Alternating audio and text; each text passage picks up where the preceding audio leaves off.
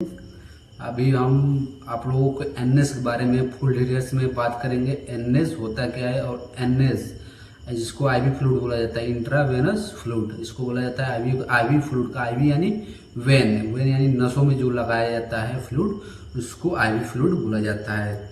और जो मांस में लगाया जाता है उसको आईएम बोला जाता है। नहीं, डॉक्टर बोल देते हैं कि आईएम लगाइए, आईवी लगाइए, तो आईएम मतलब मांस में लगेगा और आईवी मतलब नस में लगेगा, जिसको बोला जाता है वेन।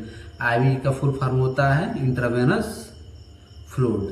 तो एनएस के बारे में हम बात करेंगे और एनएस होता क्या है और एनएस के बारे में फुल डिटेल्स में बात करेंगे भाई। तो एनएस एक प्रकार का सोडियम क्लोराइड है। सोडियम इसमें पाया जाता है, यानी नमक का मात्रा सोडियम एनएस में पाया जाता है।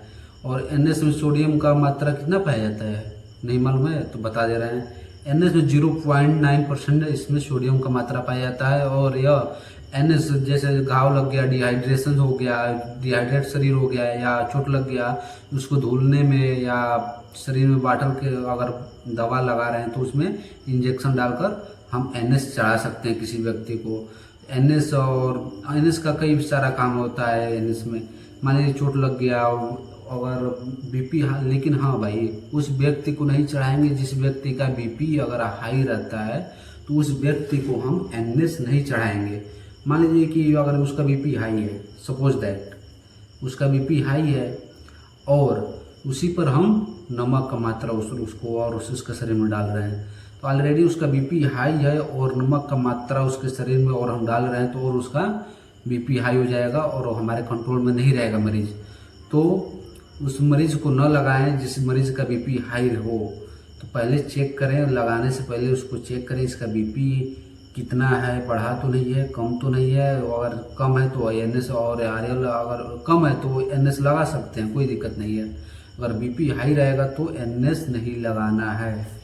क्यों नहीं लगाना है? तो ऑलरेडी उसमें वो नमक का ऑलरेडी अधिक खाया है व्यक्ति, तो उसका बीपी हमेशा हाई रहता है। और उसी पर हम उसको एनएस लगाएंगे, एनएस में नमक का मात्रा रहता है तो और उसका तबीयत खराब हो जाएगा भाई। तो उस जगह पे हम आरएल लगा देंगे, डीएनएस लगा देंगे। डीएनएस का फुल फॉर्म क्या होता है?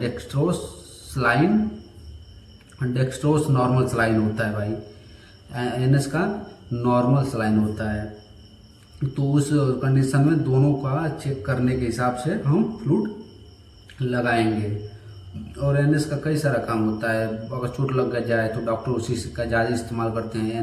एनएस लेकर उसको धुलते हैं। अगर डिलीवरी हो रहा है उसमें भी एनएस का कार्य आता है। और पेट में अगर पेट को साफ किया जाता है तो एनएस से ही धुला जाता है। पेट को पूरा क्लियर उसी से धुला जाता है, एनएस फ्लूइड से। तो एनएस का कई सारा काम है। और एक मरीज को 24 घंटे में 3 से 4 बाटल चढ़ाया जाता है, वो भी उम्र के हिसाब से चढ़ाया जाता है। उसका अगर बच्चा रहेगा तो कम चढ़ाया जाएगा, नहीं है उसके उम्र के हिसाब से ये फ्लूइड चढ़ाया जाता है एनएस। और ज़्यादा चढ़ा देने पर उसका शरीर फूल जाएगा, उसका शरीर में पूरा सूजन आ जाएगा, पूरा फूल जाएगा। और किसी को सूट नहीं करता है भाई, ज़्यादा अगर चढ़ा दिया जाए तो सर्दी जुकाम आ जाता है एनएस से। तो इस व्यक्ति को चढ़ाएं और ज़्यादा नहीं चढ़ाया जाता है, ये डॉक्टर से राय लेकर ही चढ़वाएं इस फ्लूइड को भाई। तो इस वीडियो को यहीं पर समाप्त करते हैं भाई।